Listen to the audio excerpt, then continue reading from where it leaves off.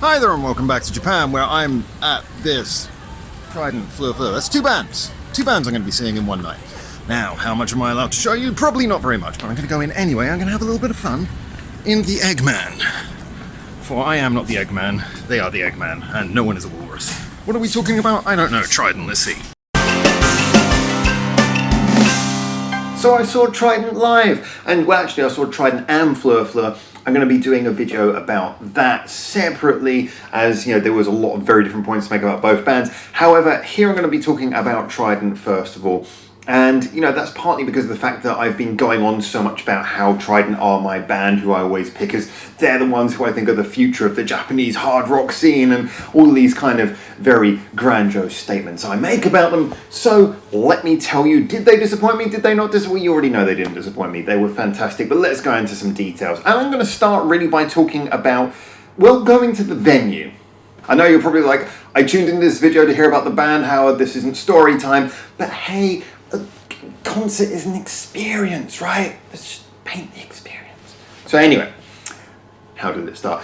So I went to Yoyogi Station and walked to the Eggman venue, which is where they were performing. The Eggman, obviously, a small venue which is really sort of synonymous with some really great bands. It's got a lot of good bands who played there.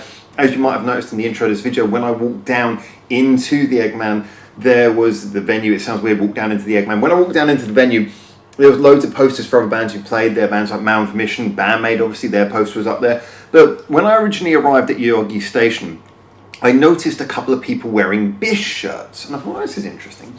And so I was kind of walking behind, I was like, oh, that's cool. And I noticed there was more, and then it suddenly occurred to me, wow, Bish must be playing somewhere here. Now, to get from Yoyogi Station to the Eggman venue, you have to walk around the back of the huge stadium amphitheatre thing in Yoyogi Park. And clearly that's where Bish just happened to be playing on that night. And as much as I love Bish, I did not know that. Probably couldn't afford tickets to their show anyway. And it was amazing getting out the station, and you have to cross a bridge to get over the road.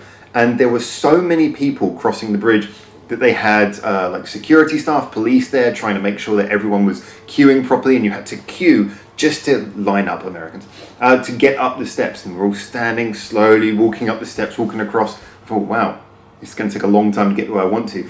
And I managed to get past all of the Bish fans eventually and walk down to the venue. But it just kind of then occurred to me, obviously going into the Eggman is right opposite the Line Shibuya Cube as well. And it's a sudden realization that Shibuya really has these three main venues. It has the big venue in the park, which is basically like the stadium for the international level, huge bands. You have the Line Cube, which is for really big bands, you know, really popular people. And then you have Eggman, which is still a very respected venue, but it's small. It's kind of a few hundred people max getting in there. Ironically, when we went in for this gig, I think that the total count was less than 200 people, and the place was pretty full. So yeah, it was this sudden realization of just the difference in scale between bands like TRiDENT, bands like Bish, bands like Bandmate, who really cover those three venues if you think about it. And yet on our channel, these are groups who, you know, Bandmate probably get the most views, but all three of those groups get fairly equal views. So it really kind of put into very stark contrast just the difference in popularity that these bands had in Japan when you consider how outside of Japan they all have fairly significant niche followings.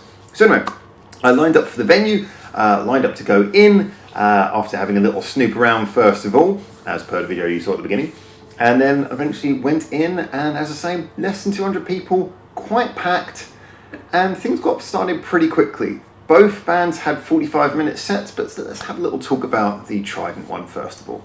The TRiDENT came out first for, like I said, their 45-minute set, and looking at the crowd, you could see that the majority of people in the venue were wearing TRiDENT shirts, and you could see the two merch stands, and definitely the TRiDENT stand had more people queuing up for it. And it was kind of interesting because obviously Fleur Fleur, from what I gather, were hosting the event, and they're the more established artists, but you can kind of see the TRiDENT are very much on the upwards trajectory, and there was a lot of love between the two bands. One of the things that was particularly nice about it was that they actually ended up sharing, doing that lovely thing I love when you have like a two-man show where they both play one of each other's songs in their sets. Now, Fleur Fleur played Call Out, which, or was it Cry Out? I always get the name of that song wrong. It is Cry Out, isn't it? Yeah. They played that, which I'll get onto when I do the Fleur Fleur review.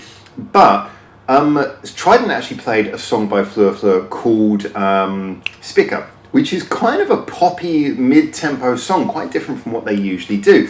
And that, to me, was part of what made this such an interesting show, is that they really had quite a lot of variation in what they did with their sound. Now, yes, obviously we think of TRiDENT as primarily being a hard rock band, and they really layered that up. But one of the reasons why I keep on saying that TRiDENT are a band who I have a lot of respect for, a lot of love for, who I really think are going to go places, is that they do hard rock in as many different ways as possible. Some of their songs lean towards more of a punk feel, some are more mid-tempo and have that kind of hard arena rock feel to them. Some of them have a little bit more of a digital vibe, some of them are a little bit more relaxed and have a bit more of an anthemic feel. They are a band who really doesn't feel like they're just sort of resting on one particular sound, resting on their laurels. They really feel like they're trying to create a different thing with each song, and that came across well here. The only thing is that to do that, they were relying on a certain degree of backing track. Now, there was a backing track playing behind them. It was quite quiet, so it wasn't overpowering to the point where some artists, the backing track is so loud that you kind of feel like, are they actually playing live, or are we just kind of watching them? Yeah, at what point, how loud does the backing track have to be before it becomes miming? It wasn't like that. It was just enough to sort of add those little occasional sounds in here and there where they were needed. So I felt that they did a good job of delivering the big dramatic sound that often goes beyond what a three-piece can play live. Now, I also do like when three-piece bands go in the studio, do these sort of sounds with a lot of session musicians, a lot of production, but then when they play live, they just do it directly raw. And in a way, I would have perhaps liked to have seen them just play more of the songs raw to give it that contrast to the album versions. However, I think there was so much energy on the stage, there was so much genuine power in the performance that I didn't really feel that we lost anything. It was a nice balance between having the extra sounds and having the raw energy.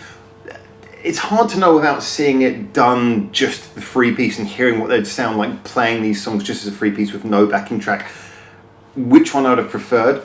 But yeah, I guess either way, if they played just three-piece raw, I would have missed the idea of hearing them play with the extra sounds. And hearing it like this way, I can't help but be curious what it just sounds like the three of them playing the songs with nothing else.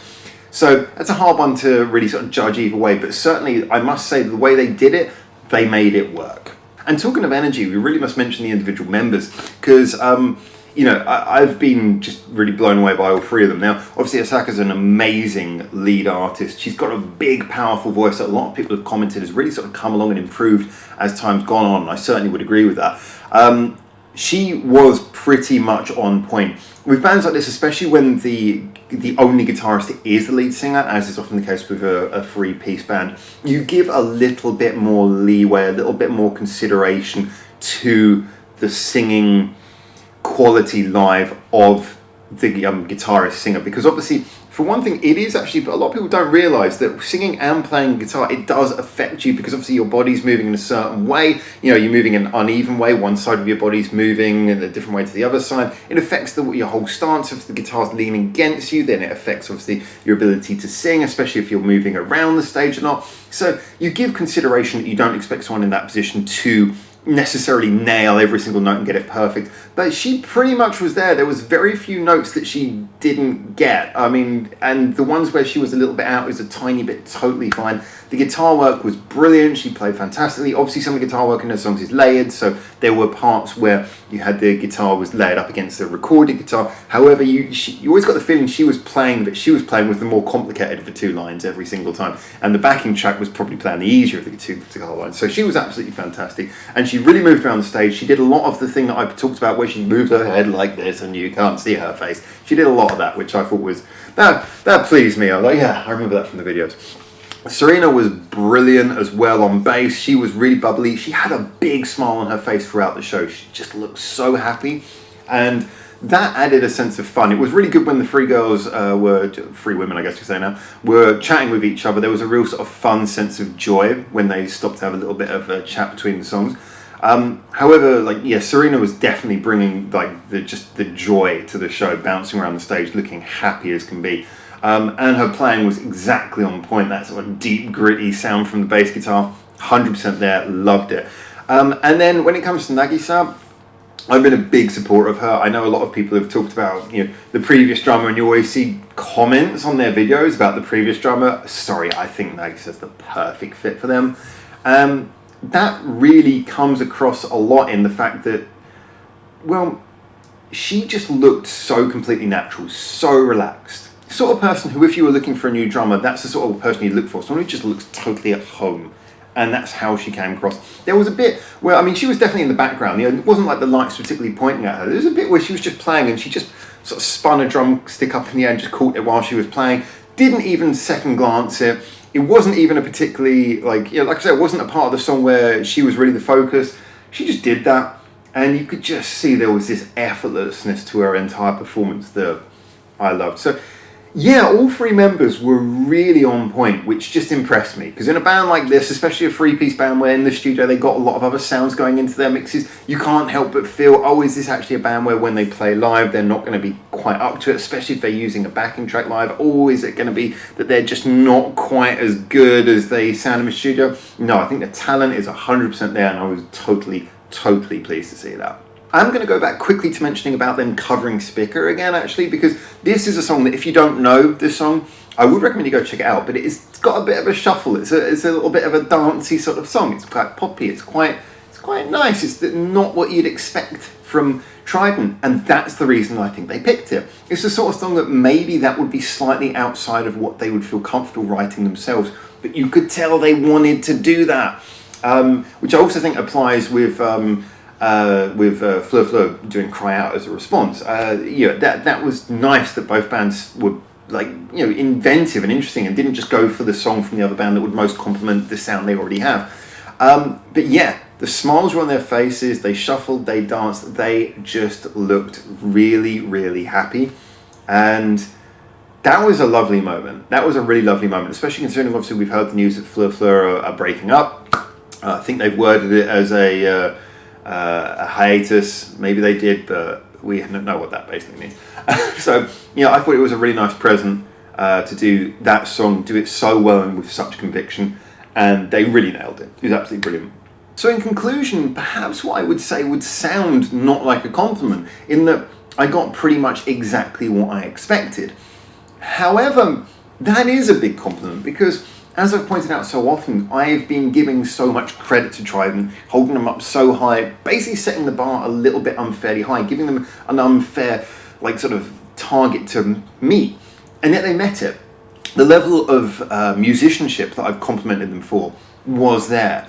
The attention to having variation in their songs was also present in their attention to having variation in the sets. I mean, obviously it was all the songs, you know, all the sort of singles. If it's got a music video, it was in the selection. You know, it felt though like they really were trying to make a varied and interesting set, as is reflected by their songs. The sense of performance and fun and the fact that they enjoy music was visible. Just, it was all quality. So yeah, I guess there's always those voices in my head. Well, it makes me sound crazy.